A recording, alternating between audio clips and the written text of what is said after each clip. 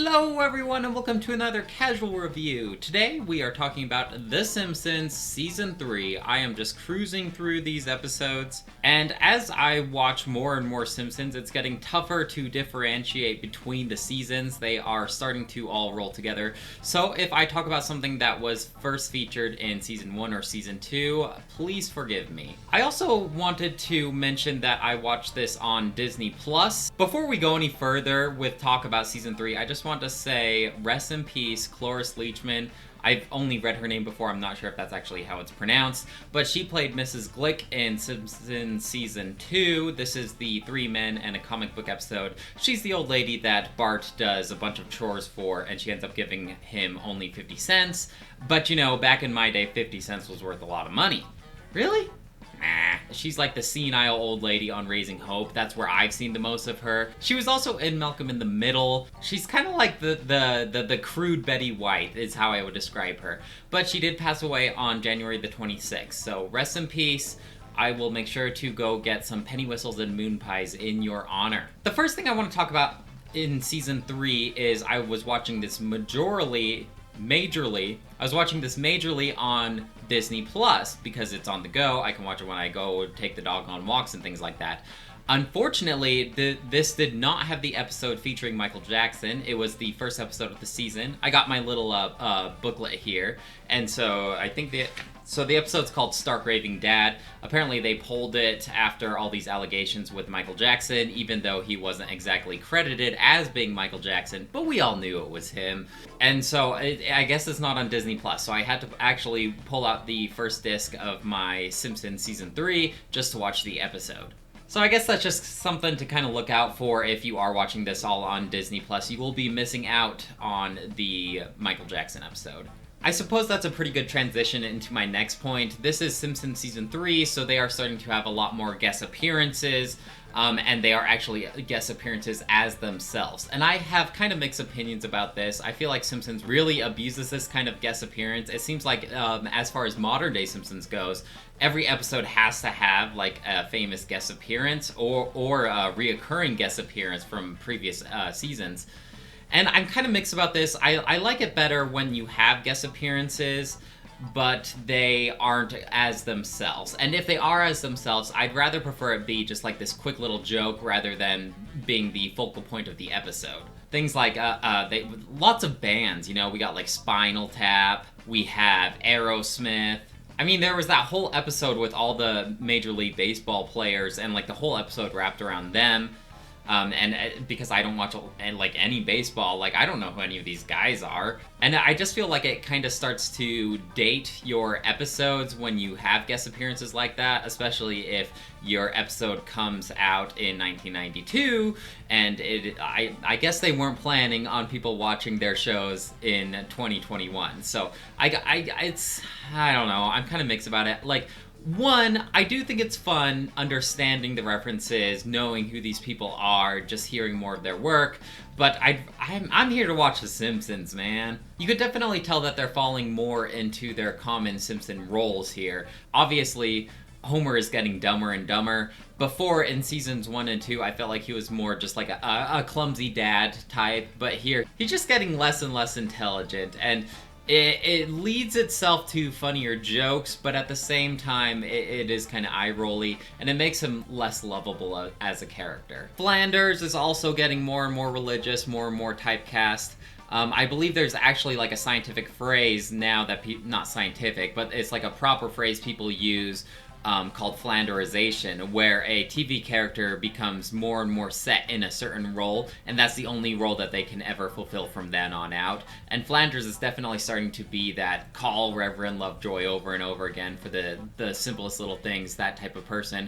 Although he did open the Leftorium in this episode, I feel like modern-day Simpsons don't talk about the Leftorium that much, but then again, I'm not that familiar with the current modern-day Simpsons. I only watched each of those episodes maybe once or twice. Speaking of the Leftorium, though, I feel like in this day and age of the internet, and Amazon and eBay and all that kind of stuff, I feel like the Leftorium would actually do really, really well if you were able to just go to leftorium.com or something like that and order your left-handed equipment, because it just seems like such a certain niche. It would be certainly hard to find a demographic locally that would want to just go into your store often at the mall to be able to purchase your goods. I feel like it would thrive in today's online society. A character that was introduced in this season is Fat Tony, who's, I don't know if this is like an alibi name or if this is his real name, but the news reporter calls him out by saying William Fat Tony Williams. That's probably like a fake name, William Williams, but that's just what the newscasters called him, and I thought that was pretty noteworthy because I've only heard him known as Fat Tony. I have another gripe with Disney Plus streaming as well. You know, whenever you watch Netflix, they have that little intro and you're binge watching and you don't want to watch the intro over again, there's the little skip intro button. And I'm really happy that Disney Plus has that because I don't want to watch the same long intro over and over again because the Simpsons intro can be pretty long. But I really wish that the skip intro went straight to the couch gag, but it skips right over to where the TV shows the opening credits. I like to watch what Bart's writing on the chalkboard, and then I wish I could hit skip intro, skip all the driving home, the saxophone playing and all that, and just go straight to the couch gag, but instead it skips it, you know, so just a little gripe that I have. I don't know how hard it would be because the length of the intro varies from episode to episode, but if you work for Disney Plus, I demand that you get on this. You know, it's really good for Homer that Mr. Burns always forgets who he is at the beginning of every episode, you know, the Simpson, eh? Good fellow, hardworking. And I feel like because Mr. Burns is such a main character, which I talked about this in the last episode, I didn't remember him being such a main character, but for all the screw-ups, all the firings and rehirings that Homer gets, it's just really good for him that Mr. Burns always forgets who Homer is, because it seems like he always gets a fresh start no matter what he does. I mean, he straight up costs Mr. Burns the mayor election. It's a good thing, otherwise I think that the Simpsons would be living out on the street without Homer's power plant job. I have a couple of favorite episodes in this season. I feel like not all of them were quite as much as a hit as season 2, but I have a lot, so let me just reference my little pamphlet here. I want to say that my favorite episode in this season, though, just off the top of my head, would probably be a Homer central episode, not a Lisa this time, Flaming Moe. And I really like the intro set piece with the slumber party and all the girls are chasing Bart. I thought that was really fun, really set the mood. It's just, it's peppered with jokes. I like how Homer starts going insane because Moe stole his Flaming Homer recipe and made it his own, and he's making a bunch of money off of it. And I just like all the jokes in it. There's Homer starts going into madness, and all he can hear is Moe. And so he's sitting down at breakfast with his family, and Marge is like, Bart, you promised you would mow the lawn today. And Bart's like, okay, but you promised me mow money. And they just go into more and more madness. I really like that scene. Another standout off the top of my head, this is probably like right behind Flaming Moe, would be Bart the Lover. This is where we get a more in-depth look at Mrs. Krabappel. And yeah, they kind of typecast her character in the season 2 where she's with the sushi chef, and she's just like a teacher by day and kind of a get around town kind of lady by night. But we get a deeper look into her. She's just lonely, you know, and she puts in for a personal ad, and Bart is starting to prank her, but then feels guilty about standing her up. So I just really like that we get a more in-depth look about Krabappel. Rest in peace, that voice actress as well. I can't remember her name off the top of my head. I apologize. But it just really helps you relate to her a lot more, especially now that I'm an adult. I can understand that feeling of being lonely. Like, I am married, so maybe I can't entirely relate, but we all know what it's like to be an adult and you don't go to school every day and you just need some companionship at home when you don't live with your parents. Radio Bart is another fun one. This is the one where Bart has a really lame birthday party and Homer gives him this like shortwave radio microphone, and he ends up pulling a prank by putting the radio down in the well. And so the fake name that he always uses is the Timmy O'Toole. And for some reason, whenever we watch Christmas Story every year, I always call the kid Timmy O'Toole for some reason. Like, not even trying to just joke around. I genuinely off the top of my head, think that his name is Timmy O'Toole. And then there's that really funny joke about the squirrel that looks like President Lincoln, and then he's assassinated. We'll stay with this story all night if we have to. Dog of Death is a really sad one. I don't have any human children myself, but I am the owner of a dog, and in this episode, Santa's little helper gets a twisted stomach, and they have to front a lot of money. And before this dog, I had another one that passed away from osteosarcoma. This is bone cancer. And so I completely relate with having to spend a lot of money to try and fix up your dog, because this is a loved member of the family. And then he ends up running away, and all the family doesn't like him. And then he finally makes his way back, and they're all just around him giving him scratches and stuff. I feel like Santa's little helper is often just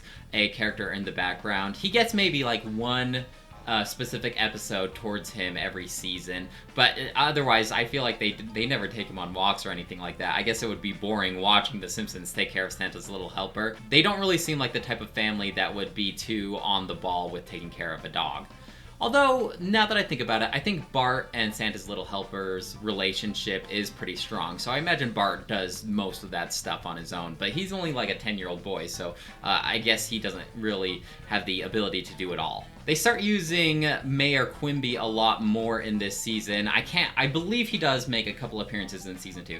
Actually, no, I know he does, because in the episode Bart Gets an F, Mayor Quimby announces, like, "I announce this National Snow Day! Yeah!"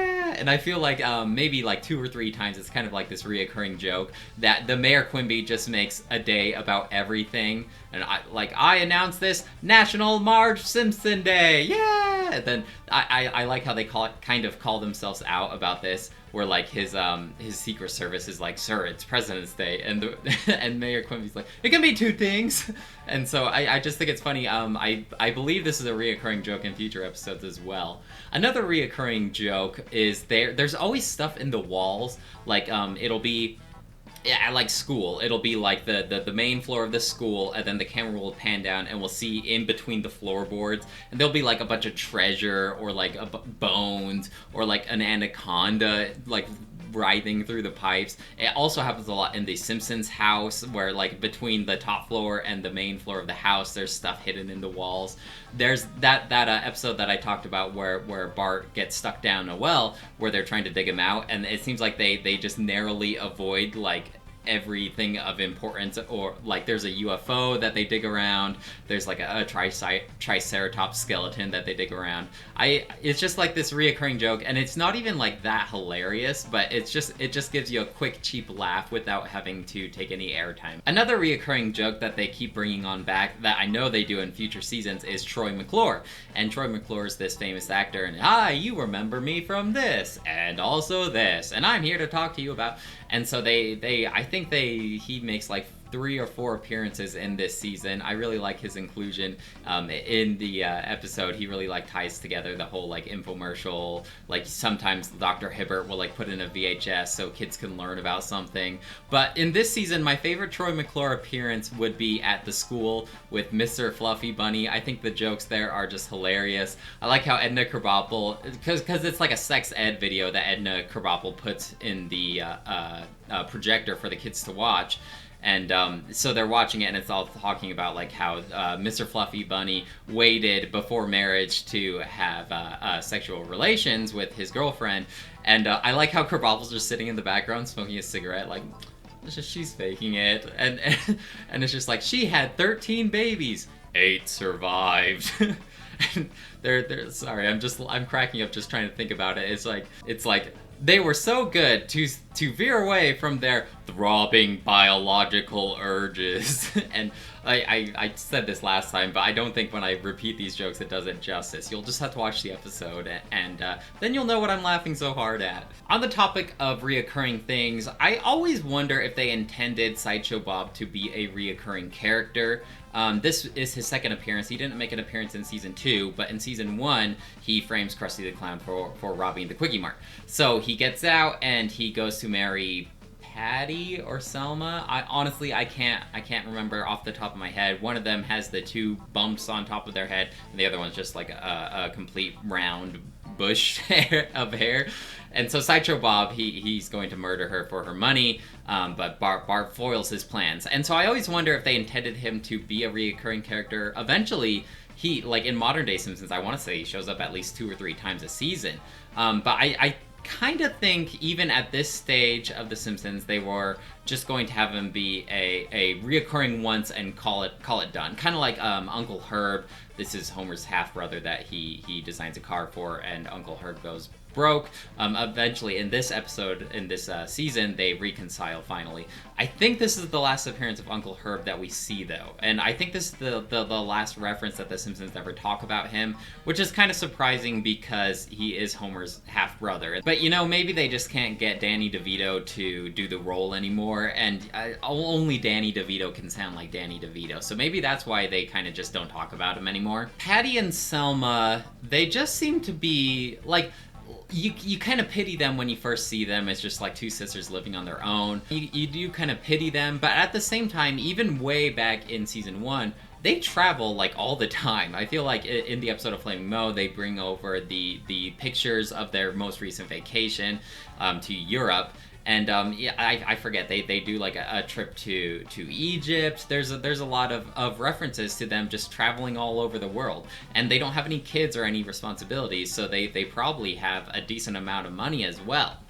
I do feel bad for one of them is lonely and wants to date, and then there's a whole episode this season where Principal Skinner dates the one who chose a life of celibacy. But I just don't think, like, we don't have Jub yet either, and so I feel like their story gets fleshed out a little more, so you feel less and less bad about them. I think in the future, one of them actually adopts an Asian girl, if I'm not mistaken. There's a lot more daydreaming in this season as well, which I think is pretty funny. Obviously, they did it first, but if I may reference a show that came out later, Scrubs, that's kind of like his thing, is he always like tilts his head up and has a little daydream.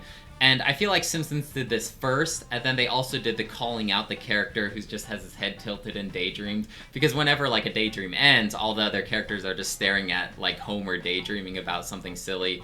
There's the episode where the Germans buy the power plant, and he has the famous daydream where he's daydreaming about the land of chocolate, and like a chocolate dog jumps in his hands, and he like takes a bite out of it. And then he goes to the chocolate store, and he's like, chocolate, half off. And so I feel like there's a lot more quick little jokes like that, which I think are a very welcome addition. They help mix things up, just as long as it's not abused like Family Guy with all their cutaway gags. Nelson certainly seems to be taming more, although he's still a really bad bully. Like, there's the episode with the box, like the racers, the boxcar racers or whatever, and he has like this deadly one with like spikes on the ends of his wheels, and he's just like straight up whipping Bart as they race down the hill. He's still a pretty bad guy, like as he was in season 1. He still has his 2 little cronies, his 2 little lackeys, and they kind of get written off of the show later on. I forget their names, but it's kind of like he has 2 little henchmen following him, and they kind of talk to him like he's a mobster, like, hey boss, just in case, and they give him like a knife or something like that. But he at the same time, he does seem to be mellowing out. I swear there's a couple episodes where he just has like 1 or 2 lines where he's not bullying the characters. I think this is the first time that his catchphrase comes up, the heh heh, and that's only used once. Eventually, that's like all we know Nelson to be, is the laughing heh heh kind of kid. But as far as right now, he doesn't seem like he knows where he wants to be as a character. In future seasons, he acts kind of like a friend, like he hangs out with the gang. But I feel like right now in season 3, he's still more in the bully territory. You gotta admire Marge Simpson for always standing by her husband. She certainly lets him get away with a lot, and she has a lot more faith in Homer than she probably should. It's probably to her detriment. It just seems like all the time she'll be like, I don't know if you should do that, and Homer just kind of shrugs her off, and she'll just, okay, I guess it is what it is. Like, I just feel like she just puts up with a lot, and granted, it seems like every season there's an episode where there's a Homer and Marge fight in it, where she like kicks him out, and then he says he's sorry, and then he's back to his old ways again. So I mean, Marge is a patient woman, especially in that episode where they do a second flashback. The first flashback was in season 2. This is where they met back in high school. This one is talking all about her first pregnancy, where Homer gets Marge pregnant before marriage, and it shows like their shotgun wedding and stuff like that. A lot of stuff that a lot of women probably would not put up with, but she just takes it in stride because she just loves Homer. I guess there really is someone out there for everyone. Well, guys, that should be it for now. Those are kind of my thoughts that came up during this view of season 3. I'm just loving rewatching The Simpsons, especially right now because I'm in the golden age of The Simpsons. Oh, I forgot to give this a score. Surprisingly, I don't think I liked this season as much as season 2. I still would give this the grade of 5 out of 5. I think it is an amazing piece of media, but for some reason it just didn't click as much as season 2 did for me. It might be because I am just cruising through all these episodes and I might be getting a little bit of Simpsons fatigue in that way, but I still think it's an amazing season. I still like season 3 a lot. Let me know if you have any questions or comments about The Simpsons or Simpsons season 3 in particular. I'd love to have a discussion about it. I love talking about Simpsons. I like just quoting Simpsons back and forth. Otherwise, I guess I will get started with Simpsons Season 4. Let's hope no episodes in this season have been omitted from Disney+. Bye!